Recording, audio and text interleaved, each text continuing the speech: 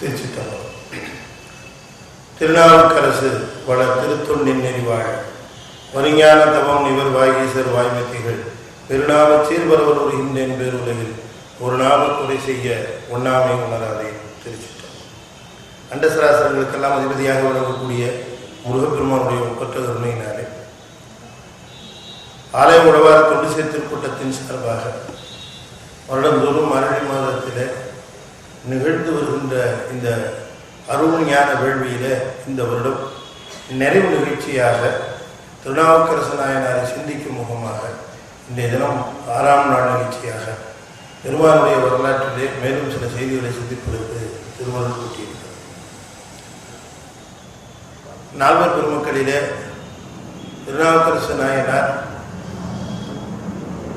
சரியை மார்க்கத்தை இந்த உலகிற்கு காட்டுவதற்காக வருவிக்க விட்ட பெருமான் என்று சான்றோர்கள் குறிப்பிடுவதுண்டு. அதை சொல்லுகிற பொழுது ஞானத்தில் சரியை என்று சொல்லுவார்கள். ஞானத்தில் சரியை, ஞானத்தில் கிரியை, ஞானத்தில் யோகம், ஞானத்தில் ஞானம் என்கிற அந்த 4 பாதங்களை இந்த உலகிற்கு அறிமுகப்படுத்த வேண்டிய நிலையிலே நம்முடைய பெருமான் திருவாமூரிலே அவதரித்து சைவ நெறி தழைக்க அருந்தவத்தோர் நெறிவாழ வந்தார் என்று சேக்கிழார் பெருமான் குறிப்பிடுகிறார். திருநாவுக்கரசு நாயனாருக்கு அவருடைய வாழ்விலே நிகழ்ந்திருக்கிற நிகழ்ச்சிகளை எல்லாம் பார்க்கிற பொழுது எவ்வளவு இந்த வாழ்விலே இடர்பாடான நிகழ்ச்சிகள் குறுக்கிட்ட போதிலும் இறைவனாக இருக்கக்கூடிய முழுவதற் பொருளாக இருக்கக்கூடிய பெருமானுடைய திருவடியை பற்றி கொண்டிருக்கிறவர்களுக்கு அவைகளெல்லாம் பகலவனை கண்ட பணி போல மறைந்து போகும் என்கிற உறுதிப்பாடு விளையும்.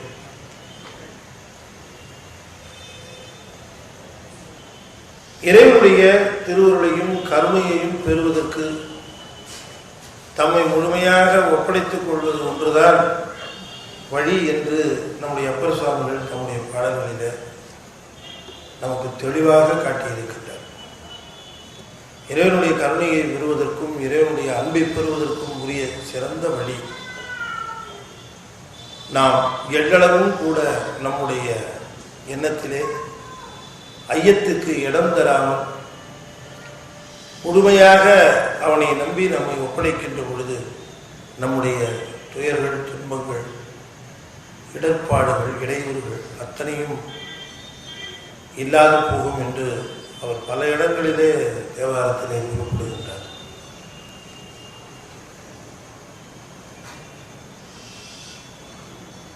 இப்படி சிறந்து நிற்கின்ற நிலையிலே அடியார்கள் சிவனை பற்றி, சிவனுடைய திருவடியை பற்றி, சிவனை பற்றி சிந்தித்து அந்த நெறியிலே நின்று அந்த ஆனந்தத்தை அடைகின்ற பாங்கை சைவ நெறியிலே நாம் காண்கின்றோம். ஆனால் இதற்கும் அப்பாற்பட்ட வேறு ஒரு நெறியையும் நம்முடைய சைவ சமயம் காட்டுகிறது. அது இறைவனை பற்றி கொண்டிருக்கிற அடியார்களுடைய திருவடியை பற்றி கொள்வது. நாம் நேரடியாக சென்று இறைவனை பற்றுவது என்பது ஒரு விதமான பக்தி நெறி என்றார். ஏற்கனவே இறைவனுடைய திருவடியை பற்றி கொண்டும் அவருடைய அன்பை பெற்றும் அருளை பெற்றவர்களுடைய அடியார்களாக விளங்குகின்றவருடைய திருவடியை பற்றி கொண்டு அவர்கள் மூலமாக இறைவனுடைய ஆனந்தத்தை பெறுவது என்பது மற்றொரு நெறியாக நமக்கு அறிமுகப்படுத்தப்பட்டது. அதைத்தான் சுந்தரமூர்த்தி சுவாமி சொல்லுகிற பொழுதும் அடியார்க்கும் அடியேன் என்று அவர் அதை குறிப்பிட்டு காட்டுவார். நெறிகளிலேயே மிக எளிமையான நெறியாக இந்த நெறி போற்றப்படுகிறது. அந்த நெறியிலே நம்முடைய திருநாவுக்கரசு நாயனாருடைய வரலாற்றிலே சம்பந்தப்பட்ட ஒரு அடியாரைத்தான் இன்றைய தினம் நம்ம சந்திக்க இருக்கிறோம். அந்த அடியார் சிவத்தின் மேலே மிகுந்த பற்றும் பக்தியும் கொண்டவராக விளங்கினார். ஆனால் அவருக்கு திருநாவுக்கரசு நாயனாருடைய வரலாற்றையும் அவர் வாழ்விலே நிகழ்ந்த நிகழ்வுகளையும் கேட்ட பிறகு நடமாடுகின்ற சிவம் இவரே தான் என்கிற முடிவுக்கு வந்தார். எப்பொழுது பார்த்தாலும் திருநாவுக்கரசு சுவாமிகளுடைய அந்த அருள் திரு நாமத்தையும் அவர்தம் அற்புத தொண்டினையும் அவர் ஈசனிடம் பெற்ற திருவுருளையுமே நினைந்து நினைந்து நினைந்து போற்றி போற்றி வருகிறவர்கள் போகிறவர்கள் எல்லாம் அவருடைய பெருமை பேசுவதையே தன்னுடைய வாழ்வில் குறிக்கோளாக கொண்டார். யாரை பார்த்தாலும் திருநாவுக்கரசு சாமியை பற்றி மட்டும்தான் பேசுவார். தனக்கு அந்த தொடர்பு நீங்கி போகாமல் இருக்க வேண்டும் என்பதற்காக தினந்தோறும் நாம் தொடர்பு கொள்கின்ற தினந்தோறும் தாம் தொடர்பு ஏற்படுத்திக் கொள்கின்ற பொருள்களுக்கு எல்லாமே திருநாவுக்கரசு தொடர்புடைய திருநாமங்களையே வைத்தார். தனக்கு ஒரு மகன் பிறந்தான், அவனுக்கு திருநாவுக்கரசு என்று பெயர் வைத்தார். இன்னொரு மகன் பிறந்தான், அவனுக்கு மூத்த திருநாவுக்கரசு, இவனுக்கு இளைய திருநாவுக்கரசு என்று பெயர் வைத்தார். செய்கின்ற அறங்கள் முழுவதும் நாவுக்கரசர் பெயரால் செய்தார். திருநாவுக்கரசு தண்ணீர் பந்தல், திருநாவுக்கரசு அரைச்சாலை, திருநாவுக்கரசு பள்ளிக்கூடம் என்ற பொழுது அதற்கும் திருநாவுக்கரசு திருநாமத்தையே வைத்திருக்கிறார்.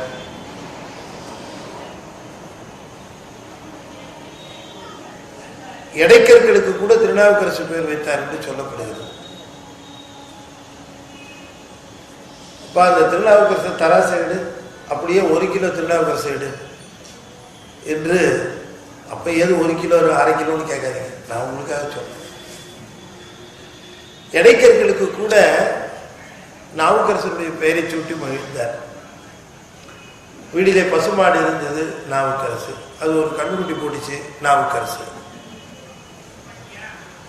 இதாவது பரவாயில்ல, அவர் பசு மட்டும் வச்சிருக்கல, எருமை மாடும் வச்சிருந்தாராம், அதுக்கும் திருநாவுக்கரசு தான் பேரம்.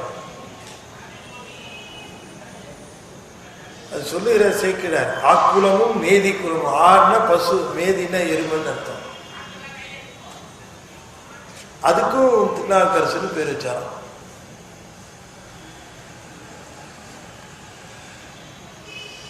சொல்லனால அந்த திருநாமத்தின் மேல அவ்வளவு பெரிய பற்று.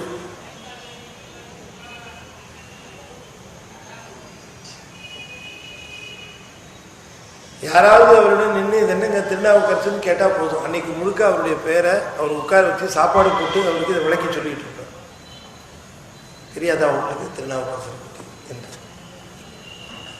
அப்படிப்பட்ட ஒரு அடியாருடைய வீட்டு வாசல்ல தான் இப்ப நிற்கிறார். யாரு? திருநாவுக்கரசே நிற்கிறார். இதுல என்ன ஒரு பெரிய ஒரு ஆச்சரியம் என்று சொன்னார், திருநாவுக்கரசு திருநாவுக்கரசு என்று எப்பொழுது பார்த்தாலும் அவரை சிந்தித்துக் கொண்டும் அவருடைய திருச்செயல்களையும் அற்புத செயல்களையும் இறைவனிடம் அவர் பெற்ற அனுபவத்தையும் நினைத்து கொண்டு இருக்கிறவர் இடத்தை விட்டு நகர்ந்து போய் அவரை பார்க்கணும்னு நினைக்கல. கிளம்பி போல, அவர் இருந்த இடத்துலயே இருந்தார். அதான் அதை ரொம்ப நீங்க வியப்பாரு ஒரு செய்தி. நீங்க தான் சிந்திச்சு பாருங்க. நாம ஒருத்தரை பத்தி கேள்விப்பட்டா என்ன நினைப்போம், சரி போய் பார்த்துட்டு வந்துடுவோம் அப்படின்ட்டு கிளம்பிடுவோம் இல்லையா? சரி ஒரு பஸ்ஸை ஏற்பாடு பண்ணுவோம், ஒரு டாக்ஸியை பிடிப்போம், ஒரு கால் டாக்ஸி அரேஞ்ச் பண்ணுவோம்.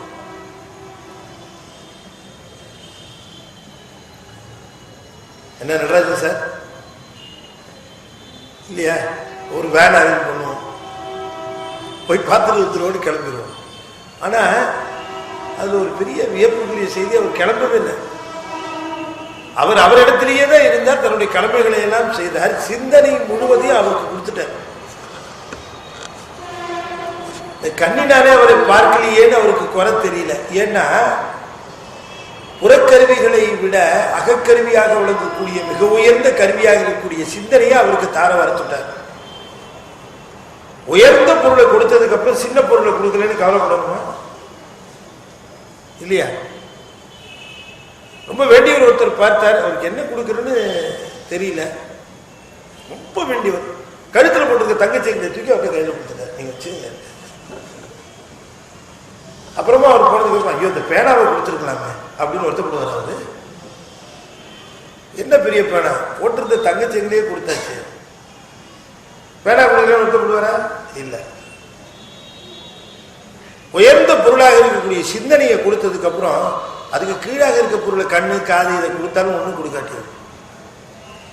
அதனாலதான் திருக்கோயிலுக்கு வருகிற பொழுது நீங்க உங்கள் சிந்தனையை தான், உங்கள் சிந்தனை நிந்தனக்காக்கி நாயினேன் தன் கண்ணினை நின்திரு பாத போதுக்காக்கி வந்தனையும் மலர்க்கே ஆக்கி வாக்குன் மணி வார்த்தைக்கு ஆக்கின்னு மணிவாசகர் சொல்லுகிறார். அப்படி சொல்லுகிற பொழுது முதல்ல கொடுக்க வேண்டியது சிந்தனையை கொடுக்கணும். இல்லை கோயிலுக்குள்ள வந்தோடனே எதை முதல்ல கொடுக்கணும்? பெருமான் முன்பாக இருக்கிற பொழுது முதல்ல சிந்தனையை கொடுத்துடணும். உடம்பை கொடுத்து கண்ணை கொடுத்து கதை கொடுத்து பயனில்லை. அங்கே கொடுத்து எல்லாம் அங்கே நிற்கும். ஆனால் சிந்தனை முழுக்க வெளியில விட்ட செருப்பு மேலேயே இருந்ததுன்னு வச்சுக்க.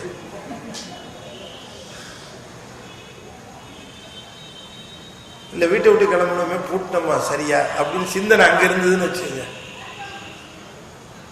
இல்லை, அதனாலதான் மணிவாசகர் சொல்ற சிந்தனை நிந்தனக்காக்கி நாயினேன் தன் கண்ணினை நின் திரு பாத போது காக்கி வந்தனையும் மலர்க்கே ஆக்கி வாக்குன் மணி வார்த்தை காக்கி.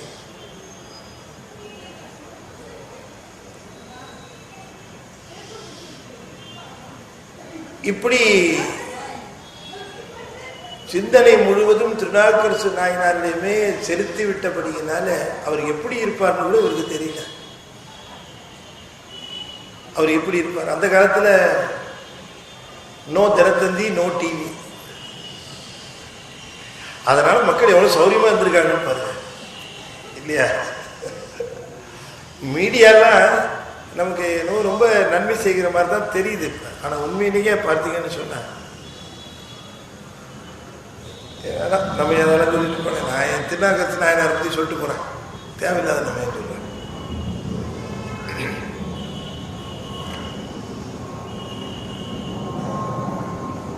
அவருக்கு அவரை பார்த்ததில்லை, அவர் நேரில் அவர் எப்படி இருப்பார்னு தெரியாது. அவருடைய உருவம் எப்படி இருக்கும், அவருடைய தோற்றம் எப்படி இருக்கும், இதெல்லாம் ஒண்ணுமே தெரியாது. அதெல்லாம் அவருக்கு அப்பாற்பட்ட விஷயங்களா இருந்தது. அவருக்கு தேவைப்பட்ட விஷயம் அவர் எப்படி சிவபெருமானிடம் அருள் பெற்றவராக இருக்கிறார். நமக்கு சிவபெருமான் காட்சி தருவானோ இல்லையோ, நமக்கு அந்த தகுதி இருக்கோ இல்லையோ, ஆனா இந்த உலகத்திலேயே சிவமாக நடமாடுகின்ற இவரை பிடிச்சுக்குவோமே. நம்ம கண்ணைத்தாப்பிலேயே இருக்கிற சிவத்தை விட்டு நம்மளால காண முடியாத ஒரு சிவத்தை பத்தி ஏன் கஷ்டப்பட்டு கற்பனை பண்ணிட்டு அவஸ்தைப்படுவானே? கண்ணைத்தாப்பிலே சிவம் இருக்கு, இதுதான் சிவம் நமக்கு.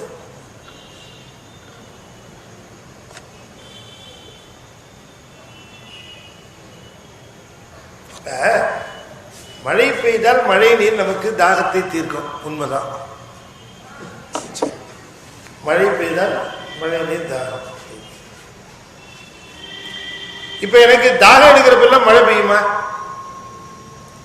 எனக்கு தாகம் எடுக்கிறப்ப மழை பெய்யுமா என்ன? அப்ப என்ன பண்ணணும்?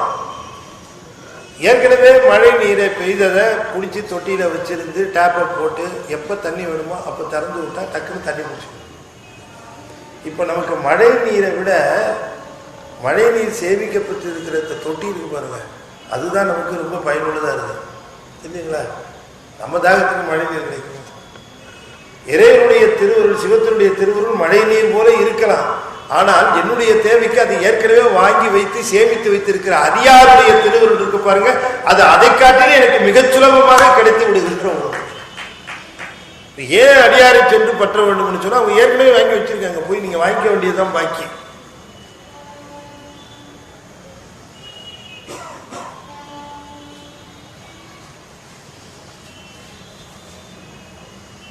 நாமளே போய் ரேஷன் கடையில் நின்று வாங்குறதுங்கிறது ஒரு பெரிய சமாச்சாரம் தான் இருக்கட்டும். ஒருத்தர் வாங்கி கொண்டு வந்து கொடுக்குறேன், நான் வாங்கும்போது உனக்கு வாங்கி கொடுத்துறேன்னு அவர் வாங்கிட்டு வந்து வீட்டில் கொடுத்துட்டு போனா தான் வேண்டாம் நான் சொல்லுவோம்.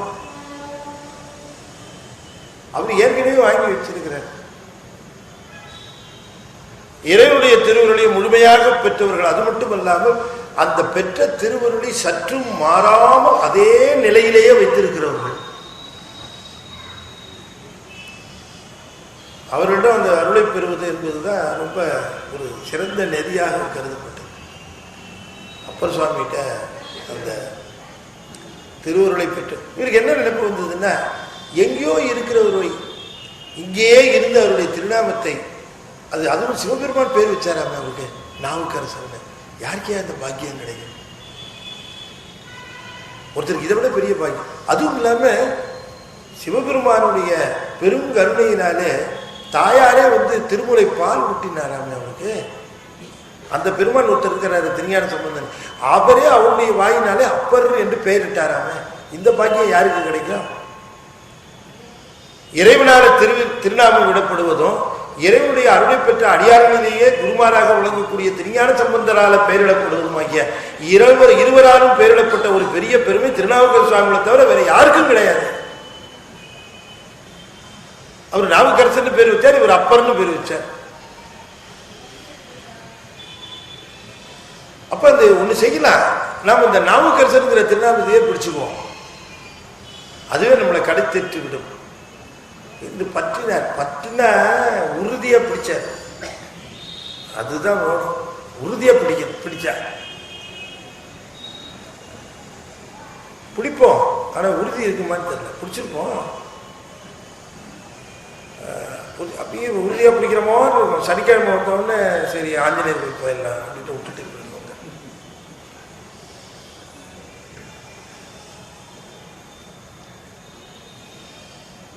சரி அதையாவது உறுதியா பிடிக்கலாமான்னா அதை பிடிச்சிக்கிட்டே இருக்கும்போது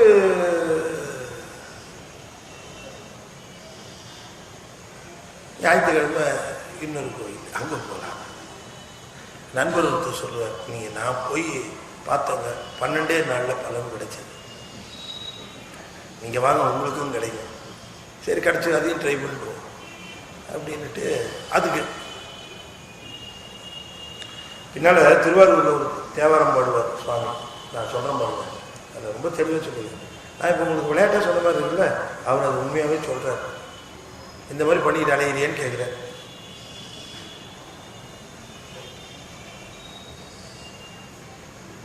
வீட்டு வாசல்ல நின்று ஐயான்னு கூப்பிட்டார். உள்ளே இருந்து அப்பூதியடிகள் வெளியில் வந்து பார்க்கிறார். இவர் திருநாவுக்கரசன் தெரியாது, பார்த்ததில்லை.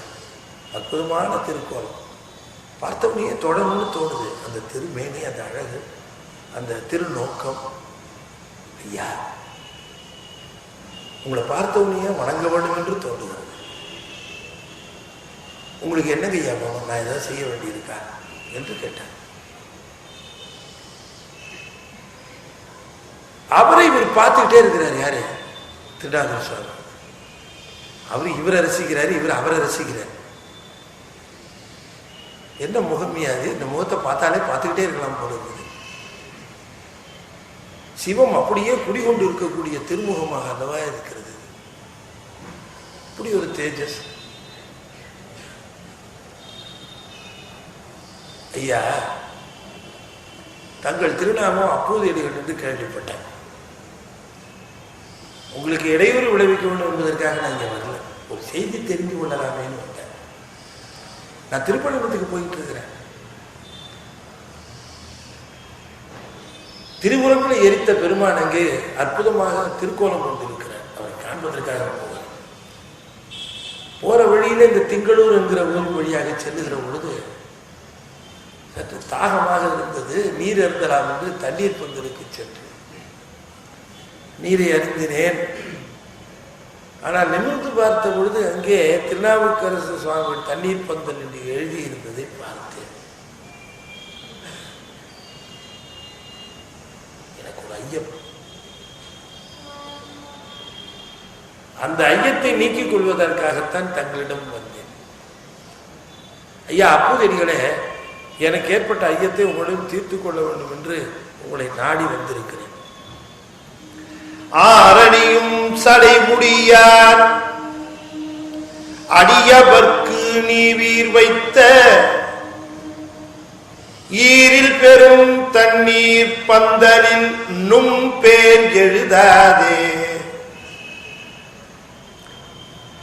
ஆரணியும் சடைமுடியார் தண்ணீர் பந்தலில் ஆரணியும் சடைமுடியார் அடியார்க்கு நீர் வைத்த ஈரில் பெரும் தண்ணீர் பந்தலில் ஆரணியும் சடை முடியார். நல்ல கவனமா கேட்கணும். சிவபெருமான் சிரசுல 6 அணிந்திருக்கிறான்.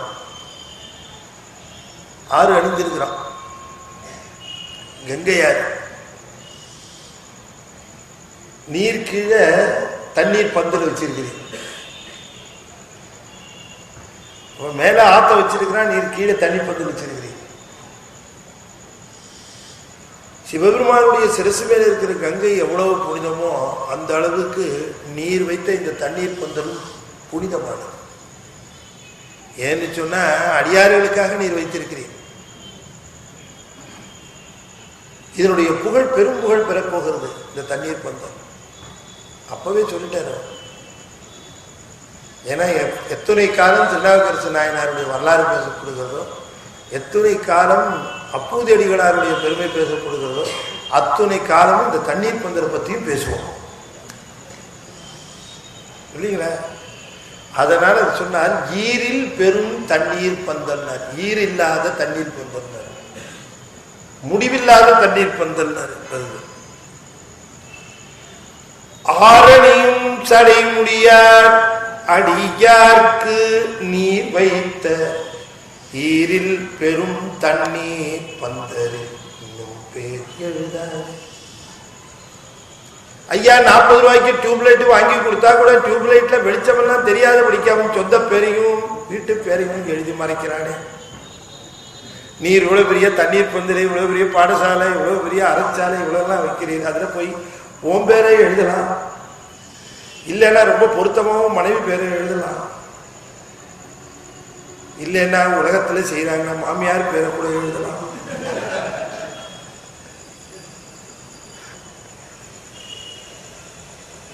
அப்படி இருக்கிற இந்த உலகத்துல ஐயா உன்னுடைய பேரை எழுதாமல் இன்னும் பேர் எழுதாது.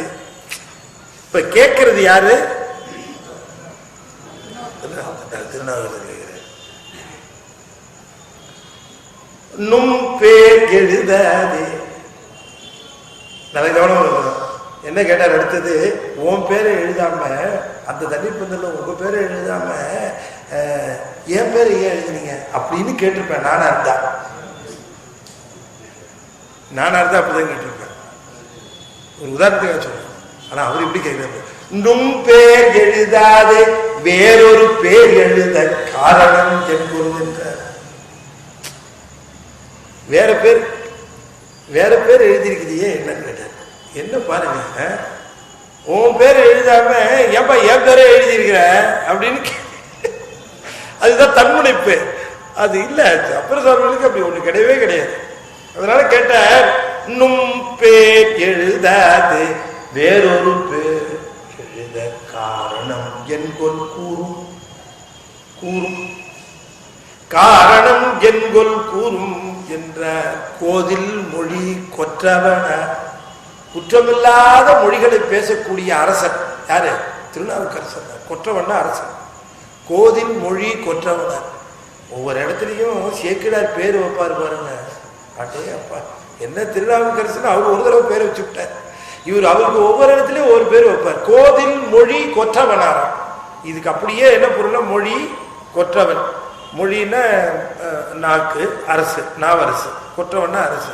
இந்த நாவரசுங்கிறத கோதில் மொழி கொற்றவன், குற்றமில்லாத மொழியை பேசக்கூடிய அரசர்.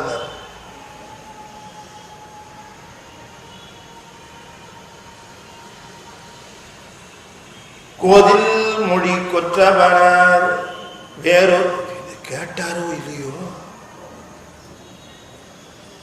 அப்படியே அப்போது அடிகளுக்கு ஜிவு ஜிவு ஜிவு ஜிவு ஜிவு ஜிவு. எங்கிருந்துதான் அந்த ஐயருக்கு இப்படி கோவம் வந்ததுன்னு தெரியல. அப்படியே மேல இல்லாத அவருக்கு தக தக தக தக வருது. ஏன் என்ன கேட்டுக்கணும்? இந்த ஆளு என்ன கேட்டுக்கணும்? நான் எதுக்கு எழுதுறேன் திருநாவுக்கரசு தண்ணி பந்தல் திருநாவுக்கரசு எதுக்கு எழுதுறேன்? வரவும் தண்ணி குடிக்கும் போது அதை பார்த்தானே அவன் படிப்பான், திருநாவுக்கரசுன்னு படிப்பான். அவன் கொஞ்சம் பயன்பெறட்டுமே அப்படின்னு அவனும் இந்த பேரை சொல்லி பயன்பெறட்டுமேன்னு தானே இந்த பேரை எல்லா இடத்துலையும் எழுதி வச்சிருக்கிறேன். இந்த ஆள் வந்து என்கிட்ட நின்று கேட்கிறாரு, உன் பேரை எழுதாம திருநாவுக்கரசுன்னு ஏன் எழுதியிருக்கேன்னு கேட்டிருந்தா அந்த பேரை இன்னொரு தடவை என் காதுல கேட்ட சந்தோஷமாவது வந்திருக்கும், அதை சொன்ன புண்ணியம் இந்த ஆளுக்கு வந்திருக்கும். அதை விட்டுட்டு வேறொரு பேர்னு சொல்றாரேன்னு கோவப்பட்டார். எல்லாம் திரும்ப திரும்ப சொல்லணுங்கிறதுக்காகத்தானே இந்த பேர் வச்சேன். நானே அனுபவிக்கிறேன் அந்த அந்த பெயரினுடைய பெருமையை நான் அனுபவிக்கிறேன், அந்த பெயரினுடைய பயனை நான் அனுபவிக்கிறேன். இந்த உலகம் அனுபவிக்கட்டும், ஊர்ல இருக்கிறவர்கள் அனுபவிக்கட்டும், மற்றவர்களும் அனுபவிக்கட்டும் அப்படிங்கிற காரணத்துக்காகத்தானே நான் திருநாவுக்கரசுன்னு எழுதி வச்சிருக்கிறேன். மெனக்கட்டு இந்த கழகம் வந்து நின்று வேறொரு பேர் அப்படி அவர் ஏன் சொன்னார்னு இவருக்கு இன்னும் பிடிபடல. வந்தது பாருங்க, இவருக்கு கோபம் சும்மா படப்பட பட பட பட பட பட பட பட அப்படியே கொதிக்கிற எண்ணெயில போட்ட கடுகு மாதிரி தாடிச்சார்.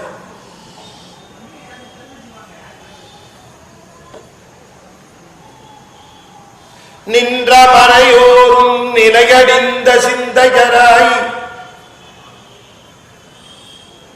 நன்றருளி செய்திலே நான் இல்லவன் பதகருடன் ஒன்றிய மன்னவன் சூழ்ச்சி திருத்தொண்டின் உரைப்பாலே வென்றபதம் திருப்பெயரோ வேறொரு பெயர் என்றார். எந்த திருநாமத்தையா வேறொரு பேர்னு சொல்லி நன்றருளி செய்திலே பேசுறது நல்லா இருக்கா? நீங்க நம்ம கேட்போம்ல, நீங்க பேசுறது நல்லா இல்லைன்னு அது அப்படியே சொல்றாரு. நன்றருளி செய்திலீர் நானில் அவன் பதகருடன் ஒன்றிய மன்னவன் சூழ்ச்சி. அந்த சமணர்களும் அந்த அரசனும் சேர்ந்து ரெண்டு பேரும் கூட்டணி அமைச்சு எவ்வளவு பெரிய சூழ்ச்சிகளை நான் செஞ்சாங்க. அத்தனை சூழ்ச்சிகளையும் தன்னுடைய திருத்தொண்டின் உரைப்பால வென்றவர அவருடைய திருநாமத்தை நீர் வேறொரு பேர்னு சாதாரண சொல்லிட்டீரையா? வென்றவதம் திருப்பெயரோ வேறொரு பெயர் என்றார்.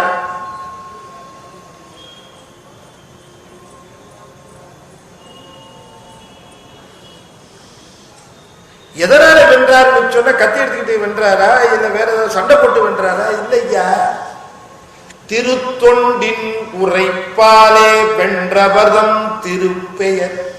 யார் ஒருவர் சிறந்த திருத்தொண்டிலே உரைப்பாக இருக்கிறார்களோ அவர்களுக்கு எதிராக யார் என்ன சூழ்ச்சி செய்தாலும் அவைகளெல்லாம் அடிபட்டு போகும் என்கிறார். பெருமானையே சதம் நம்பி, பெருமானையே உண்மை என்று நம்பி அவருடைய திருத்தொண்டிலே உரைப்பாக நிற்கிறார்கள் அல்லவா, அவர்களுக்கு யாரும் கெடுதல் பண்ணிட முடியாது. கெடுதல் பண்ற மாதிரி இருக்கும், ஆனா கெடுதல் அவர்களை ஒன்று செய்ய முடியாது. இங்க உறுதியா சொல்றாரு, அப்போதைய சொல்றாரு. நானில் அவன் பதகருடன் ஒன்றிய மன்னவன் சூழ்ச்சி திருத்தொண்டின் உரைப்பாலே வென்ற வர்க்கம் திருப்பெயரோ வேறொரு பெயர். அதையா வேறொரு பெயர் சொல்லி நம்மை உடையவர் கடற்கீழே நயந்த திருத்தொண்டாலே இம்மையிலும் பிழைப்பதனை எம்போல்வாரும் தெளிய செம்மை புரி திருநாவுக்கரசு எனும் திருநாவும் வெம்மை புரியை கேட்க வெம்மை மொழி விளம்பினீர் என்ற செம்மை புரி திருநாவுக்கரசர் பெயர் எழுத வெம்மை மொழி யான் கேட்க விளம்பினீர். ஐயா, செம்மைபுரி திருநாவுக்கரசுன்னு பேரை எழுதியிருக்கிறேன். அந்த பேரை நீர் வாசிச்சிருந்தீங்கன்னா எம்ம காதுக்கு இனிமையா இருந்திருக்கும். அதை போய் வேறொரு பேர்னு சொல்லி என் காதுல ஈச்ச காத்தி ஊத்துறது போல செய்து விட்டீரேன். வெம்மை மொழியினர், இந்த வேறொரு பெயர் வெம்மை மொழி, திருநாவுக்கரசு செம்மை மொழி. திருநாவுக்கரசுங்கிற செம்மை மொழியை விட்டுவிட்டு வேறொரு பேர்னு வெம்மை மொழி மொழிந்தீரே.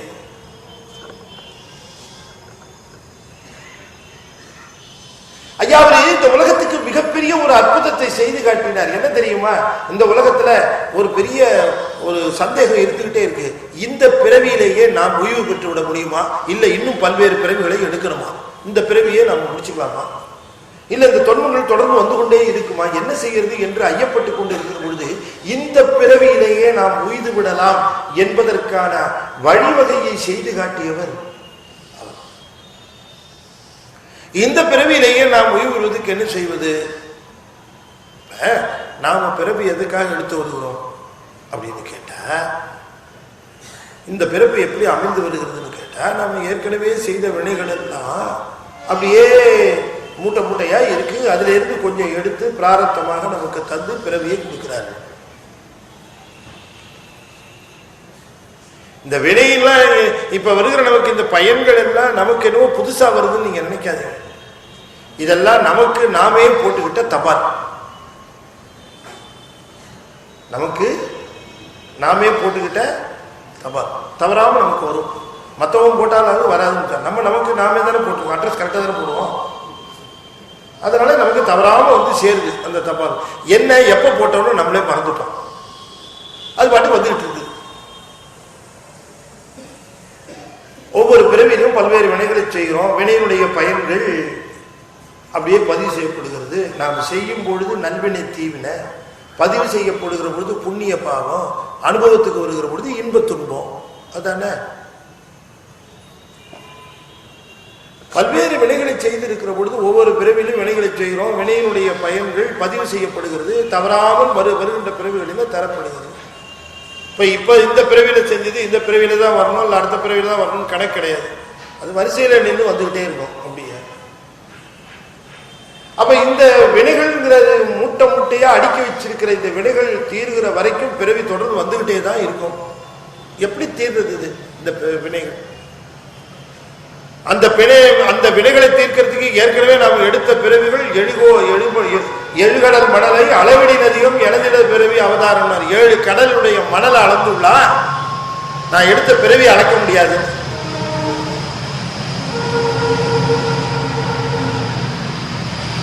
எதுக்கு பிறவி எடுக்கிறோம், எதுக்கு இந்த வினையை அனுபவிக்கிறோம், எதுக்கு இந்த வினையினுடைய பயன் சேர்ந்துக்கிட்டே போகுது? காரணம் ஒண்ணும் இல்லை. நாம நினைக்கிறது போல இந்த பிறவி ஏதோ வந்தது போனோம் இருந்தோம் போனோம்னு இல்லை. பிறப்புல பாத்தீங்கன்னா ஒரு டிஸ்கண்டினியூட்டி இருந்துகிட்டே இருக்கு. வாழ்க்கையை துவங்குகிற பொழுது நாம துவங்குவதும் நிறைவு செய்கிற பொழுது நிறைவு செய்வதும் பார்க்கிற பொழுது நிறைய விஷயங்களை அப்ரப்டா விட்டுட்டு போயிருப்போம். நிறைய பேர் சொல்லுவது போல இது ஏனோ தானோ என்று அமைந்த ஒரு பிறப்பு அப்படின்னு சொல்ல முடியாது. இதுக்கு கண்டினியூட்டி இருக்கு. நமக்கு கண் முன்னாக தெரியாமல் இருக்கலாம். வேணாம், ஒரு பிறவி அமைகிற விதத்துல அதுக்கு ஒரு உரிய முறை இல்லாமல் இருக்க முடியல.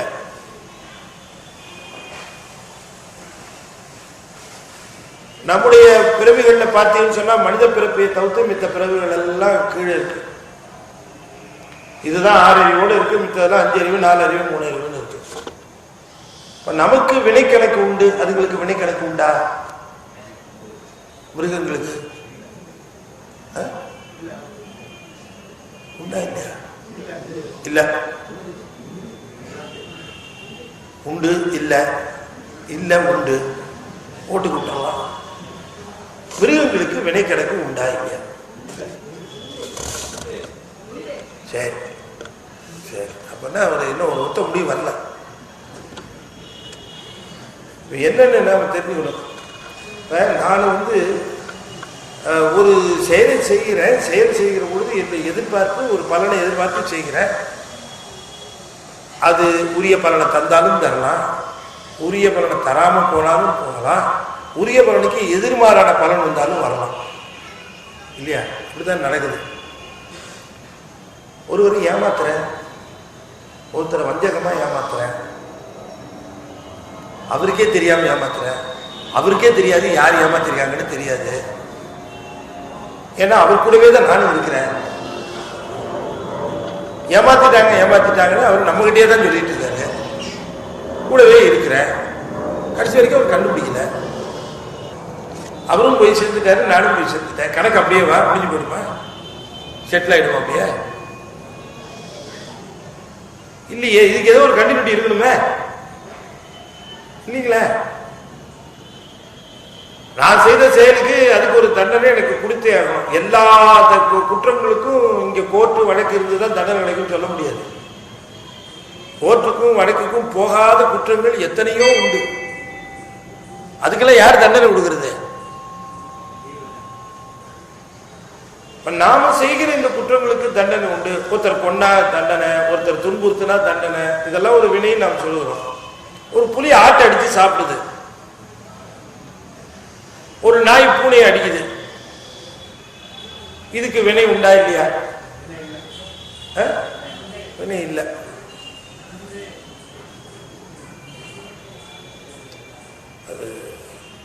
அது கொஞ்சம் கணக்க சரியா புரிஞ்சுக்கணும்.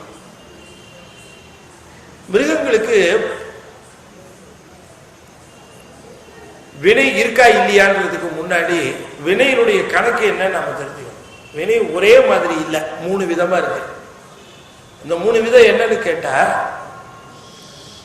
ஒண்ணு சஞ்சிதம். சஞ்சிதங்கிறது ஏற்கனவே நாம செஞ்சு ரிசர்வ்ல இருக்குது. இன்னொன்னு பிராரப்தம், அதுல இருந்து எடுத்து கொஞ்சம் இப்ப அனுபவிச்சுட்டு இருக்கிறோம். 3வது ஆகாமியம், இப்ப நாம செஞ்சுட்டு இருக்கிறோம் பாருங்க, அது ஆகாமியம். இதுக்கு உதாரணம் சொல்லணும்னா, விவசாயி ஏற்கனவே நிலத்துல பாடுபட்டு அறுவடை செஞ்சு நெல்லை எடுத்து களஞ்சியத்துல மூட்டை மூட்டையா அடுக்கி வச்சிருக்கிறான். அதுல இருந்து கொஞ்சோண்டு எடுத்து சாப்பாட்டுக்கு வெவிச்சு அரிசியா வச்சு அதை சாப்பிட்டுட்டு இருக்கிறான். இப்ப நிலத்தை சும்மா போட முடியாது, காட்ட அதை போய் திருத்தி திரும்பவும் நீர் பாய்ச்சி வித்து போட்டு நாத்து நட்டு எரு கொடுத்து அது பண்ணிட்டு இருக்கிறான். இப்ப 3 விதம் இருக்கு இல்லையா? களஞ்சியத்துல மூட்டை, இப்ப சாப்பிட்டுட்டு இருக்கிற அரிசி, அங்க நிலத்துல விவசாயம் பண்ணிட்டு இருக்கான். இந்த 3 தாங்க வேணாம். களஞ்சியத்தில் இருக்கிறது தான் சஞ்சித வினை. நாம ஏற்கனவே செஞ்சு செஞ்சு செஞ்சு செஞ்சு அத்தனையும் கட்டி மூட்டையா கிடக்குது, அது சஞ்சித வினைன்னு. அதுல இருந்து எடுத்து இந்த பிறவிக்கு கொஞ்சோண்டு பிராரத்தமா கொடுத்துருக்கு. அதை அனுபவிக்கிறதுக்கு தான் இந்த பிறவி அரிசியாக்கி நம்ம அனுபவிச்சுட்டு இருக்கோம். இப்ப நாம செஞ்சுட்டு இருக்கோம் பாருங்க, அதுதான் நிலத்தை உழுவுறது. இப்ப நாம் செய்து கொண்டு இருக்கக்கூடிய இந்த வினை, இதுக்கு என்ன பேரு? ஆகாமியம்னு பேரு. இப்ப புரியுதா உங்களுக்கு? இப்ப இது இந்த 3 விதமான வினைகள், சஞ்சிதம், பிராரத்தம், ஆகாமியம் என்று சொல்லக்கூடிய 3 விதமான வினைகள்ல நமக்கு சஞ்சிதம் இருக்கு, பிராரத்தம் இருக்கு, ஆகாமியம் இருக்கு. விலங்குகளுக்கு சஞ்சிதம் உண்டு, பிராரத்தம் உண்டு, ஆகாமியம் கிடையாது. ஆட்டை அடிச்சு சாப்பிட்டுச்சுன்னா அதுக்கு ஆகாமியம் வராது. இப்ப நாம் அடிச்சு சாப்பிட்டோம்னா ஆகாமியம் உண்டு. ஆனால் அதே நேரத்தில் அதுக்கு பிராரப்த வினையும் உண்டு, சஞ்சித வினையும் உண்டு. சஞ்சித வினை இருக்கிறதுனால தான் அந்த பிராரப்தத்தை அனுபவிக்கிறதுக்கு அது நாயா போயிருக்குது அல்லது வேற விலங்கா போயிருக்குது இல்லைங்களா? அது நல்லா இருந்ததுன்னா மனுஷனாவே போட்டிருப்பார். ஆனா சில மனுஷன் வாழ்றதை பார்த்தா நாயே தேவலாம் போல இருக்கு. நல்ல பிறவியா இல்ல, இந்த நாயை பார்த்தாலும் கூட நாய்க்கு பிராரப்த வினை உண்டுங்கிறது ரொம்ப நல்லா தெரியுது. ஏன்னா எல்லா நாயும் ஒண்ணு போலவா இருக்கு. சில நாயெல்லாம் கெடிலா கார்ல உட்காந்துட்டு பின் சீட்ல உட்காந்துட்டு அந்த விண்டோவை இறக்கி அப்படி வெளியில எட்டி பார்த்துட்டே போகுது. எது? நாய். நாம பஸ்ல ஏறி கஷ்டப்பட்டு டிக்கெட் வாங்கிட்டு போயிட்டு இருக்கோம். நாய் சௌரியமா போகுதே இல்லைங்களா? எல்லா நாயும் அப்படி சௌரியமா இருக்கு. சில நாய் பாவம் அந்த தெருவில் பார்த்தா அவ்வளவு பாடுபடுது. நாய்களுக்குள்ளேயே வேறுபாடு இருக்குது. அப்ப விலங்குகளுக்கு பிராரப்தம் உண்டு, சஞ்சிதம் உண்டு. ஆனா அவைகளுக்கு இந்த பிரிவுல ஆகாமியம் கிடையாது, ஏறாது, கணக்கு ஏறாது. அதனால ரொம்ப கணக்கு சேர்த்து வச்சுட்டு இருக்கிறான்னு வச்சுங்க, சஞ்சிதத்துல சேர்த்து வச்சுட்டு இருக்கிறான்னா இதை டிஸ்போஸ் பண்ணிட்டு ஆகணும். இவனை மனுஷனா போட திரும்ப அந்த கணக்கை ஏத்திக்கிட்டே இருக்கிறான், அதுலயே ஏறிக்கிட்டு இருக்கு. அதனால இவனை மனுஷனா போடாம விலங்கா கொஞ்ச நாள் போட்டு இந்த கணக்கு தீரட்டு, கொஞ்சம் பாதி ஸ்டாக் குறையட்டுன்னு அவனை எல்லாம் மனுஷனாவே போடாம விலங்காவே போட்டு வைக்கிற. புரியுதுங்களா? இந்த சஞ்சீதமும் கூட இந்த பிராரத்தமும் கூட ரொம்ப ஜாஸ்தியா போச்சுன்னா தான் சொர்க்கம் நரகம். எல்லாரும் சொர்க்கத்துக்கும் நரகத்துக்கும் போறது இல்லை. அத்தனை பேரும் நரகத்துக்கு போறாங்க, அத்தனை பேரும் சொல்லு.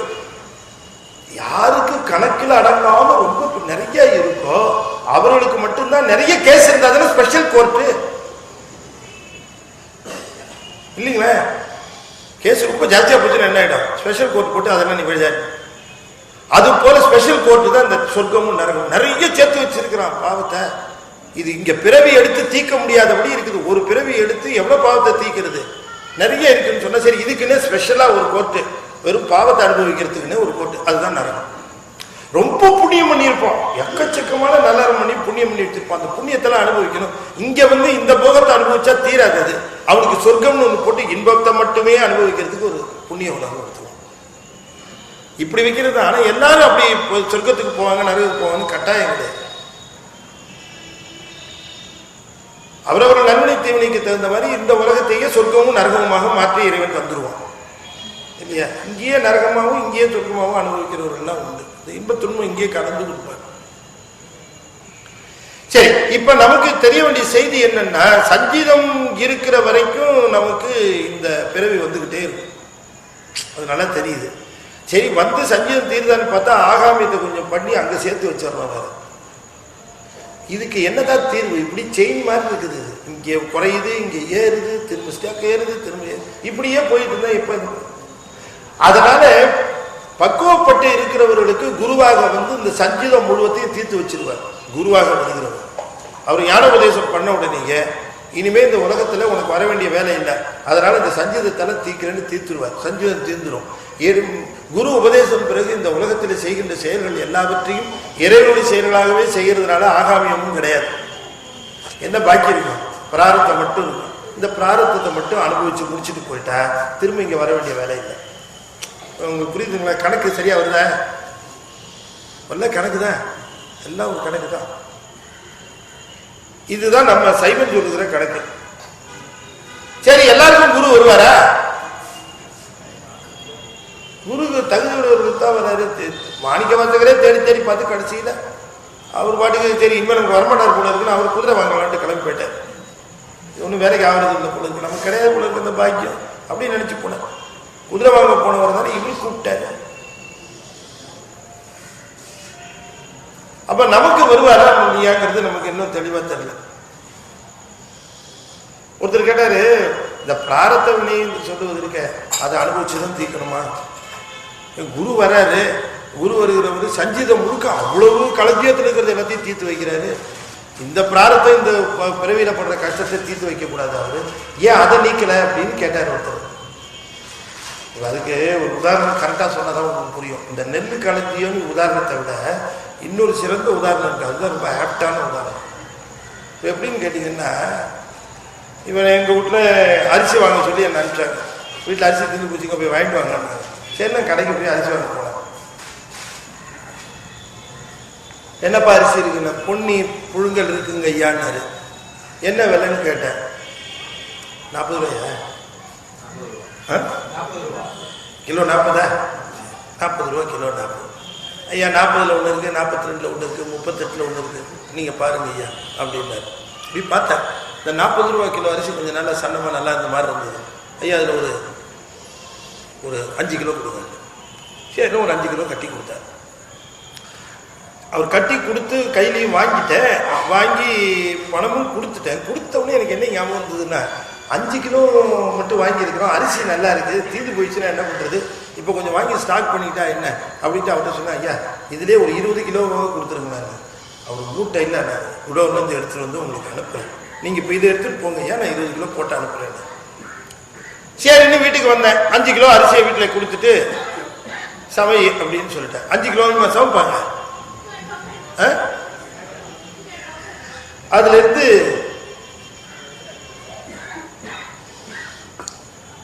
கொஞ்சம் அரிசி எடுத்து, கொஞ்சம் தானே எடுப்பாங்க, கொஞ்சம் எடுத்து வீட்டில் சமையல் பண்ணிட்டாங்க. சமையல் பண்ணி சாதத்தை போட்டு சாப்பிட்டா ஒரே நொசன்னு குழன்னு அரிசி ரொம்ப மோசமா இருக்கு. ஸ்மெல்லு வேற சரியில்லை. ஐயா என்னடா அது இப்படி போட்டு அரிசியை வாங்கிட்டோமேனு சாப்பிட்றதுக்குள்ள பெரும்பாடா போச்சு. இப்போ நான் என்ன பண்ணுவேன்? உடனே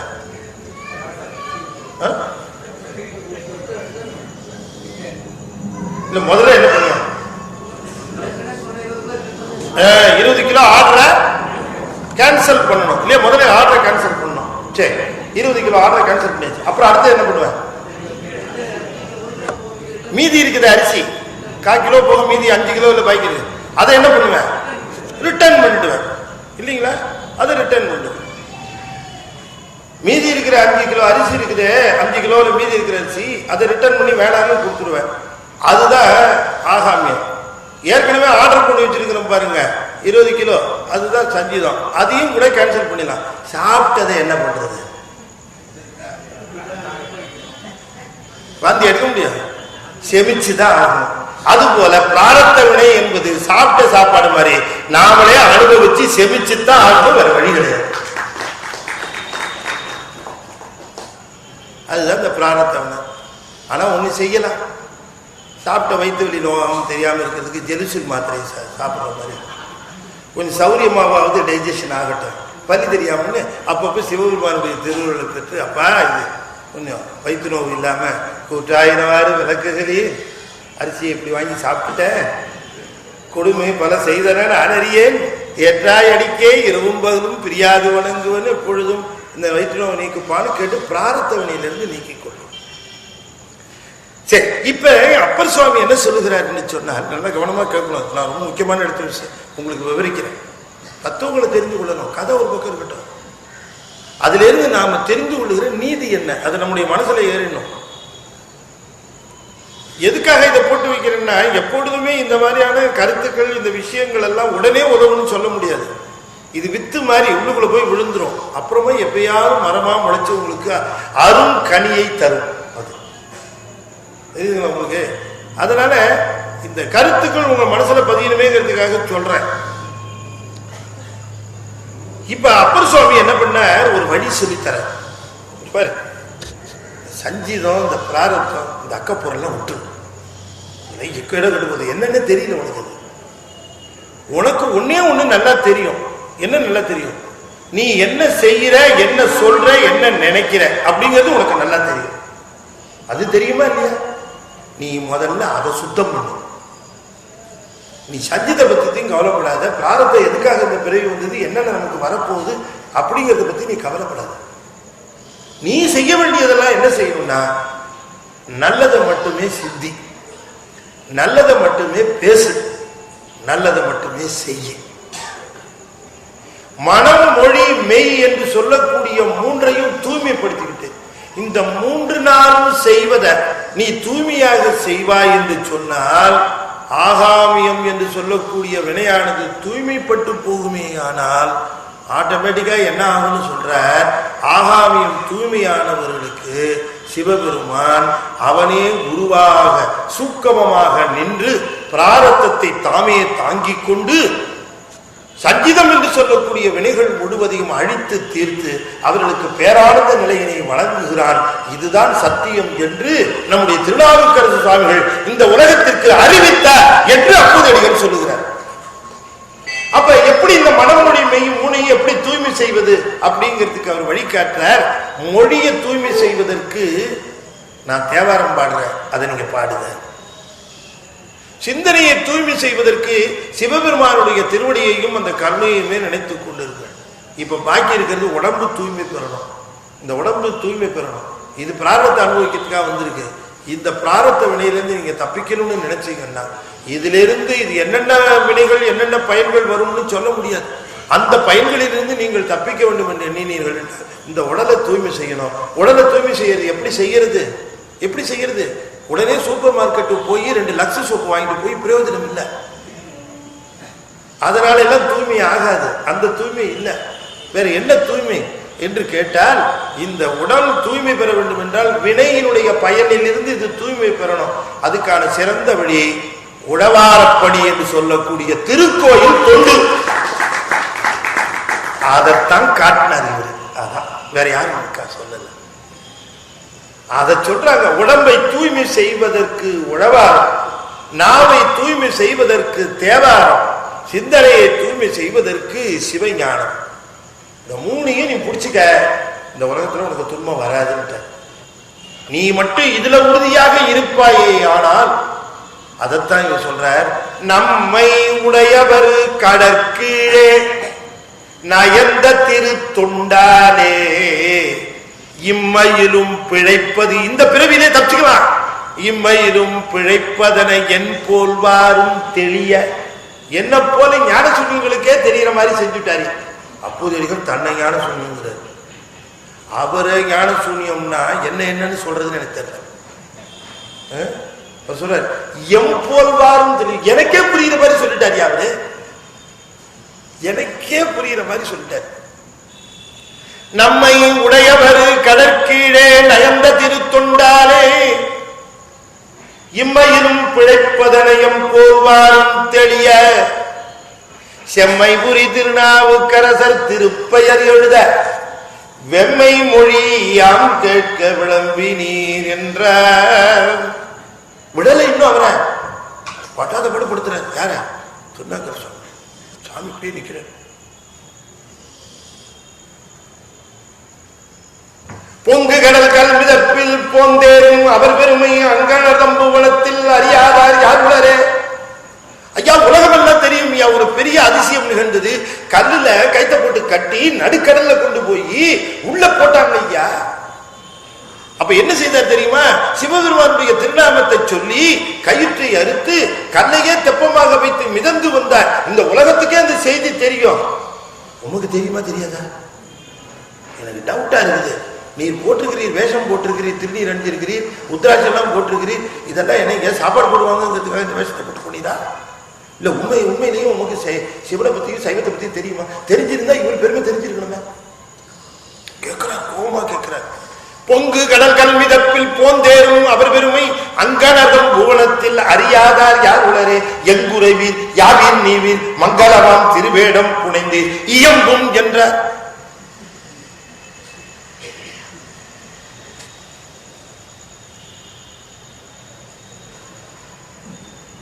இப்ப கேட்டார் யாருன்னு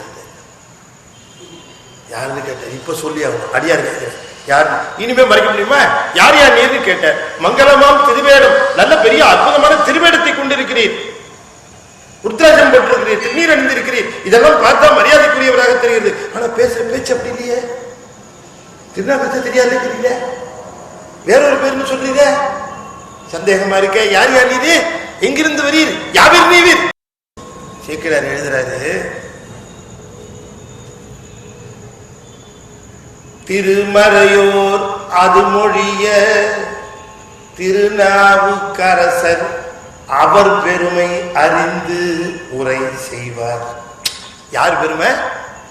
இவர் சொல்ல சொல்ல சொல்ல, இவர் அவர் பெருமையை சொல்ல சொல்ல அவருக்கு திருநாவுக்கரசர் சுவாமிகளுக்கு தாம் பெருமை தெரியலையா, அப்பூதியடிகள் பெருமை உயர்ந்துகிட்டே போறோம். இவர் தாம் பெருமையை தான் சொல்லிட்டு இருக்காரு. இப்ப இவருக்கு தன் பெருமை தெரிஞ்சதுன்னு சொல்லணும் இல்லையா? இவர் சொல்ல சொல்லி இவர் பெருமை தெரியுதா இவருக்கு? அடா அடா அடா, கண்ணுல காணாத ஒரு அடியார் மேல எவ்வளவு பக்தி வச்சிருக்கிறாரு, எவ்வளவு செய்திகளை சேகரிச்சு வச்சு எவ்வளவு அன்பு செலுத்துகிறார் அப்படின்னு அப்பூதியடிகளுடைய பெருமை இவருக்கு தெரிஞ்சுதான். இவர் சொன்னது முழுக்க திருநாவுக்கரசர் சுவாமியுடைய பெருமை இல்லையா? இப்ப யாரோ ஒருத்தர் வந்து இங்க பக்கத்துல நின்று, சார் உங்க பெருமை தெரியுமான்னு என்னை பத்தி அப்படி விழாவாரியா பேசினாங்கன்னா, அப்படியா இன்னும் அடே அப்பா எப்படி இருக்கும், அப்படியே ஒரு மயக்கம் வரும் பாருங்க. அவ்வளவுதானே, இன்னும் கொஞ்சம் இல்லையா? அப்படித்தானே இருக்கும். அவர் சொல்ல சொல்லத்தான் ஆகா நம்ம பெருமை இவ்வளவு பெருமையானு தெரியும். ஒருத்தர் சொல்ல சொல்ல திருநாவுக்கரசர் சுவாமிகளுக்கு அவர் பெருமை இவர் சொல்லிட்டு இருந்தா இவர் பெருமை தெரியலையா, அவர் பெருமை தெரிஞ்சுதான். நாவுக்கரசர் அவர் பெருமை அறிந்து உரை செய்வார். யார் நீவர் கேட்டார். இப்ப அவர் சொல்லணும் நான் யாருன்னு சொல்லணும். என்ன சொல்லுவாரு? நான் யார் அப்படின்னு சொல்றதுக்கு என்ன சொல்லுவார்? ஐயா இந்த கல்லுல கட்டி போட்டவன மிதந்து வந்தார் ஒருத்தர் சொன்னீங்களே, அது நான் தான். இந்த சமணர்கள் சூழ்ச்சிய வென்றார்னு ஒருத்தர் சொன்னீங்களே, அது நான் தான். இந்த திருத்தொண்டின் உரைப்பாலே உழவாரத்தை உலகுக்கு அறிமுறைப்படுத்தியவன் ஒருத்தர் சொன்னீங்கல்ல, அது நான் தான். அப்படின்னா சொல்லுவார் திருநாவுக்கரசர்? அப்படி சொல்லுவாரா சுவாமி? சாதாரண மானுடர்கள் தம்மை அறிமுகப்படுத்திக் கொள்ளுகிற பொழுது தம்முடைய பெருமைகளை எடுத்து சொல்லி அறிமுகப்படுத்திக் கொள்வார்கள்.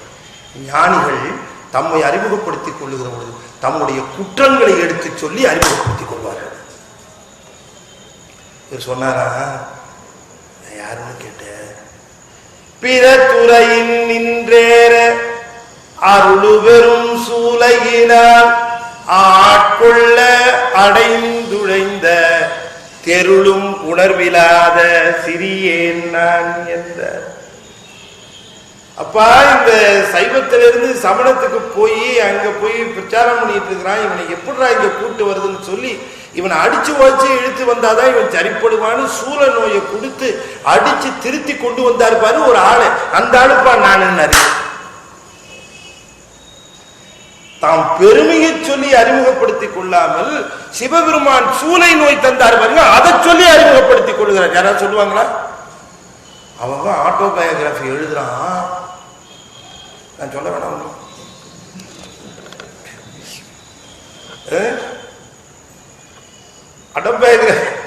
ஆட்டோபயோகிராபின்னா என்ன? தன்னுடைய சிறுமையும் பெருமையும் எல்லாத்தையும் ஒன்று போல கருதி எழுதுவதுதான் ஆட்டோபயோகிராபி. காந்தி எழுதினாருன்னா ஆட்டோபயோகிராபி.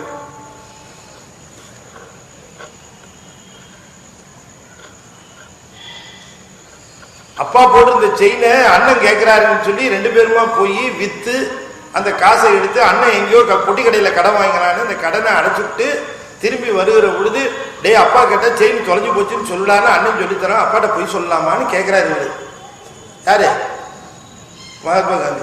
ஏய் சொல்லலாம்டா, பரவாயில்லடா, அண்ணனுக்காக சொல்றேன்னு திரும்ப வந்து அப்படியே சொன்னார். எழுதுறாருங்க, எங்க அப்பா கிட்ட முதல்ல போய் சொன்னேன், அன்னைக்கு ராத்திரி ஃபுல்லா தூக்கம் வரல எனக்கு. இப்ப நம்ம பொய் சொல்லாதனால நமக்கு தூக்கம் வராம போனா நம்ம நிச்சயமா என்னைக்குமே தூங்க முடியாது.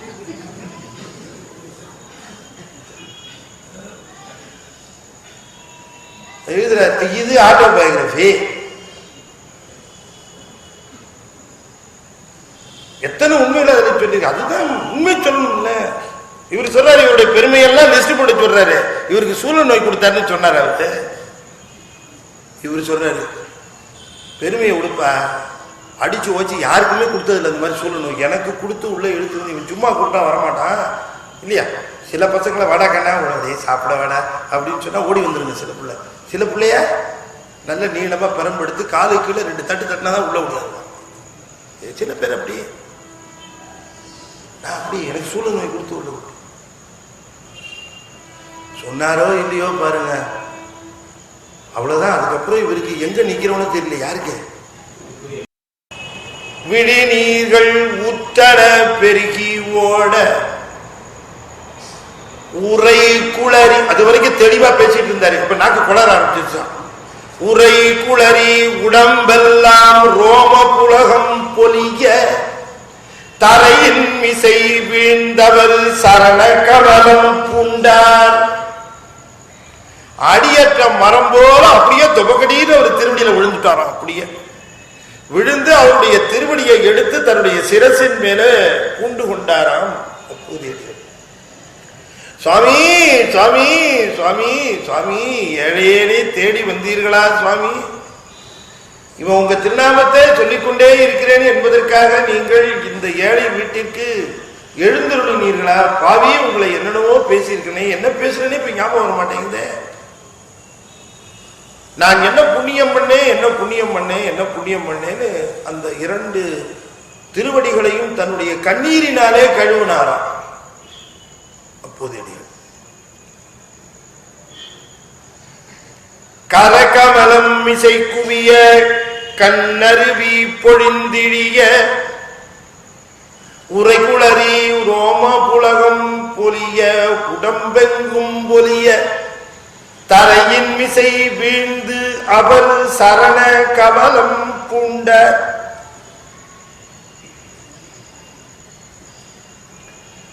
சொல்லலாத மகிழ்ச்சி, என்ன செய்கிறதுனே தெரியல. அவரை கைத்தாங்களாக பிடித்து நிறுத்துகிறார்.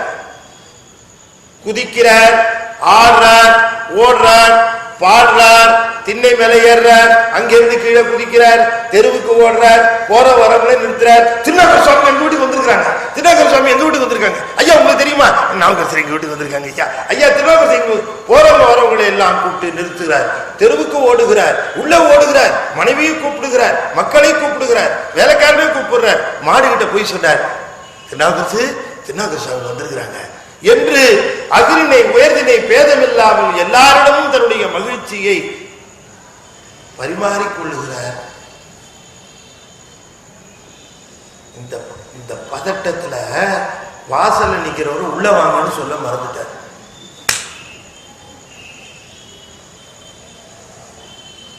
ரொம்ப அன்புடையவர்கள் பாத்தீங்கன்னா, நம்ம மேல ரொம்ப அன்புடையவர்கள், நம்ம மேல செலுத்துற அன்புல பாத்தீங்கன்னா, அந்த அன்பு எல்லை கடந்து போய் என்ன ஆகும்னா அந்த அன்பே தொல்லையாக போற மாதிரி ஆகும். அன்பு மிகுதி, என்ன பண்றதுன்னே தெரியாத திண்ணனாருக்கு குடுமித்தேவர் மேல வந்து சொல்லனாத அன்பு பெருகின காரணத்தினாலே, சொல்லனாத அன்பின் பெருக்கத்தின் காரணமாக என்ன ஆச்சுன்னு சொன்னா, திருக்கோயில் முழுவதையும் சிவாச்சாரியாருக்கு பிடிக்கிட்டார். அப்படின்னா என்ன பொருள், சிவாச்சாரியார் தினந்தோறும் வந்து கும்பாபிஷேகம் பண்ண வேண்டியிருக்கு இந்த கோயிலுக்கு. எங்க பார்த்தாலும் இறைச்சி, எங்க பார்த்தாலும் எறும்பு, எங்க பார்த்தாலும் நாயோட காலடி, கண்ணீர் சிந்தி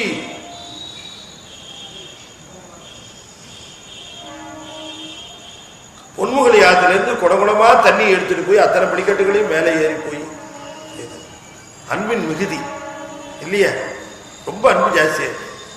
தினம் இப்படி இறைச்சியை வச்சு அவரு பூஜை செய்தார். என்னைக்காவது ஒரு நாள் சிவபெருமான் அவர்கிட்ட கடவுளை பார்த்து, இல்லை அசரீதியாவது பார்த்தீங்கன்னா, நீ ரொம்ப அற்புதமா பூஜை செய்யற, அன்போடு செய்யற, உண்மைதான், ஆனா பூஜை எப்படி செய்யக்கூடாது, இந்த பூஜை எப்படி செய்யணும் அப்படின்னு சொன்னா, நீ செய்யறதுக்கு இங்க ஒரு இடத்துல மறைஞ்சிக்க, இங்க சிவாச்சாரிய ஒருத்தர் வருவார், அவர் வந்து பூஜை செய்வார், அதை பார்த்துக்கோ, அவர் எப்படி பூ போறாரு, எப்படி நீர் ஊத்துறாரு எல்லாம் பார்த்துக்கோ, அதே மாதிரி நீயும் பூஜை செய், என்ன தெரியுதா அப்படின்னு அவர் திண்ணனாருக்கு சொல்லியிருக்கணும். சொன்னாரா? அவர்கிட்ட சொன்னாரு? நேர அவர்கிட்ட கனவுல போனார் சிவாச்சாரியிட்ட. அவன் எப்படி பூஜை பண்றான் நீ மறைஞ்சு நின்று பாருங்க.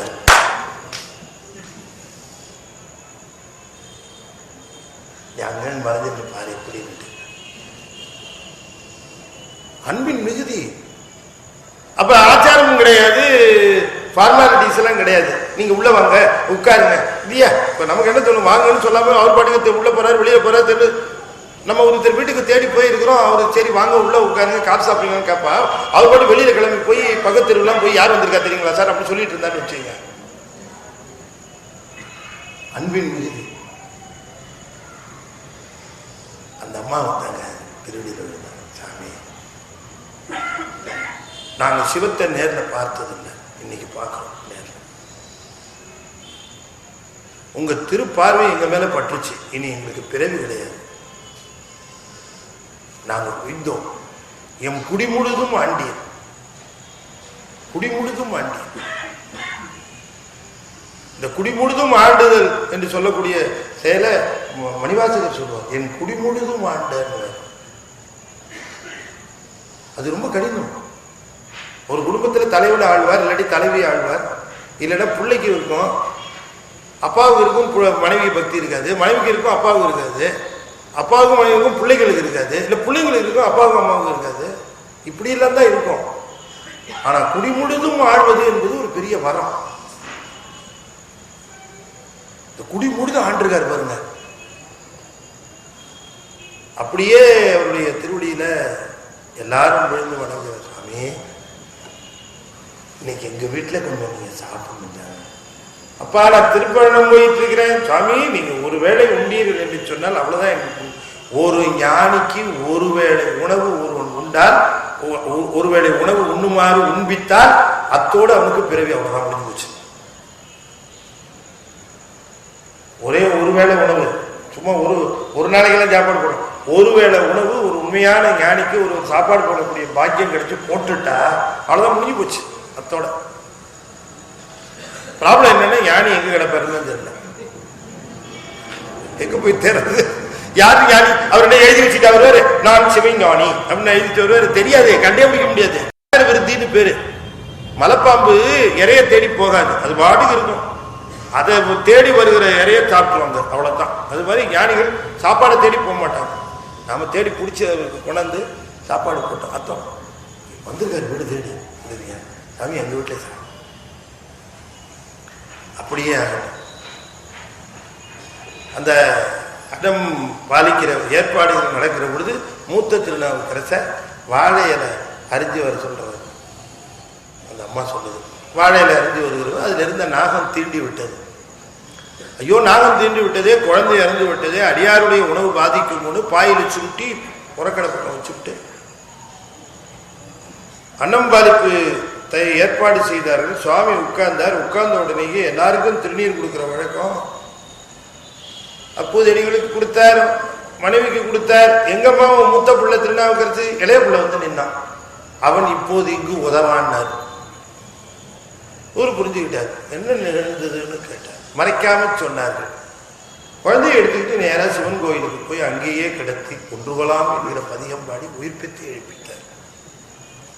சாமிகிட்ட ஆர்டர் பண்ணார். 1லேருந்து 10 வரைக்கும் எண்ணுவேன், அதுக்குள்ள இந்த உயிரை கொடுத்துடணும் அப்படின்னார். 10 வரைக்கும் ஒரு பாட்டு. ஒன்று கொலாம் அவன் உயர் வரை என்று ரொம்ப அற்புதம். சிந்தை உயர் வரை என்று கைலாயத்தை துவங்கி ரொம்ப அற்புதமாக செய்திருப்பார். குழந்தை உயிர் பெற்று எழுந்தது.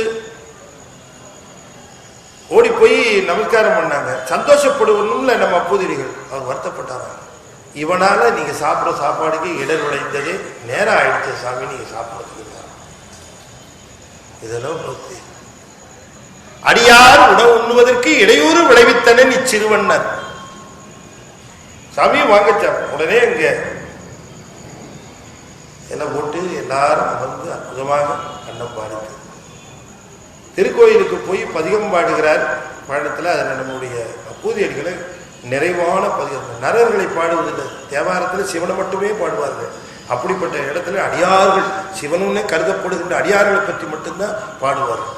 அப்படி நம்முடைய அப்பூதியடிகளை பற்றி சொல்லுகிறோம். அஞ்சி போய் கலிபெலிய அடலோங்கும் அப்பூதி அடிகள் உச்சி பூவாய் பொலியும் சேவடியாய் கோடியே என்று அதில் கடைசியில முடிக்கிறார். உலகத்தில் இருக்கக்கூடிய துன்பங்கள் போக வேண்டும் என்று வேள்வி செய்வாராம். வேள்வி செய்கிறார் தானே. அந்த வேள்வி உலக நலன் கருதி செய்யப்படுகின்ற வேள்வி, தனக்காக ஒரு நலன் கருதி செய்ய மாட்டார். அஞ்சி போய் கலி வெளிய அடலோங்கும் அப்பூதி. அவருடைய சிரசுல அவர் கூந்தல், அந்த குஞ்சில பெண்களுக்கு கூந்தல் பேரு, ஆண்களுக்கு குஞ்சு. நம்மளும் வச்சிருந்தோம், நிறைய பெரிய கூந்தல் மாதிரி வச்சிருந்தோம் அந்த காலத்துல. இப்ப அவங்க வச்சுக்கிட்டு விட்டோம், நம்ம எல்லாத்தையும் கட் பண்ணிட்டோம். இப்ப அவங்களும் நாங்களும் எங்களுக்கு வேணாம், எதுக்கு பாவம் நீங்க வேணாம், அவங்க வச்சுக்கிட்டோம்னா அவங்கள விட்டு நாம குறைச்சலா வச்சுக்கிட்டோம். ஏன்னா இந்த எண்ணெய் ப்ராப்ளம்லாம் வரும்னு அப்பயே தெரியும் போல. அதனால அவங்களுக்கு போகத்தானே நமக்கு பாக்கி. அவங்க வெள்ளிக்கிழமை குடிச்சு முடிஞ்சு அதுக்கப்புறம் பாக்கி எண்ணெய் இருந்தால் சனி நீராடு அப்படின்ட்டாங்க. நம்ம அது நமக்கு சொன்னது, அவங்க வெள்ளிக்கிழமை குடிச்சதுக்கு அப்புறம் இல்லையா. அப்படி எத்தனையோ தியாகம் பண்ணோம். அதுல இதுவும் நம்ம எல்லாத்தையும் கட் பண்ணி கரெக்டாக கொண்டு வந்து நிறுத்திட்டோம். ஆண்களும் அப்போ கூந்தல் வச்சிருப்பாங்க. ஆண்களும் அதுல மலர் சூடுவார்கள். பெண்களுக்கு கூந்தல்னு பேரு, ஆண்களுக்கு குஞ்சின்னு பேரு. அதுல இந்த மலர் இவர் குடுமி வச்சிருந்தாரா, அதுல பூ சொருகிறதுக்கு என்ன பூ வச்சிருந்தாருன்னாரு, அதுல ஒரு அழகான 2 தாமரை பூ வச்சிருந்தாராம். என்ன தாமரை பூன்னு பார்த்தா சிவபெருமானுடைய திருவடிகளாம். அது வேற யாராவது சொல்லியிருந்தா பரவாயில்ல. அப்பர் சுவாமி சொல்றாரு, நான் பார்த்தேன் அப்படின்னா. என் காலில் விழுந்து வணங்கினார். விழுந்து வணங்கும் போது சிரசில பார்க்குற 2 சின்ன அழகான திருவடி. அது என்னடா அந்த திருவடின்னு பார்த்தா அப்புறம் தான் எனக்கு அடையாளம் தெரியுது. அதுதான் எனக்கு திருநெல்லூர்ல சூட்நாட்டில் அதே திருவடி தான் அது அப்படின்னு. அஞ்சி போய் கலிமெலிய அடலோம்பும் அப்பூதி குஞ்சி பூவாய் பொலியும் சேவடிய கொடியே. அந்த திருவடியே சேருங்கள் என்று சொல்லுகிறார். பிறகு அங்கிருந்து திருப்பழனம் விட்டு கிளம்பி தலப்பயணமாக போகிறார். திருவாரூர் போறார். அடுத்தது அதை தொடர்ந்து நாளைய தினம் நாம் சிந்திப்போம் என்று சொல்லி இந்த அளவில் ஆலய உழவாரத்தோடு சேர்த்து கூட்டம் மிகச்சிறப்பாக ஏற்பாடு. யார் ஒருவர் திருநாவுக்கரசுடைய வரலாறு கேட்கிறார்களோ அவர்களுக்கு வினைப்பயன்களை தான் அற்றுப்போம். அடியவர்கள் அத்தனை பேருடைய திருவடிகளையும் அடியார் வணங்கி மகிழ்ந்து விடைபெறுகிறேன். நன்றி, வணக்கம். திருச்சி.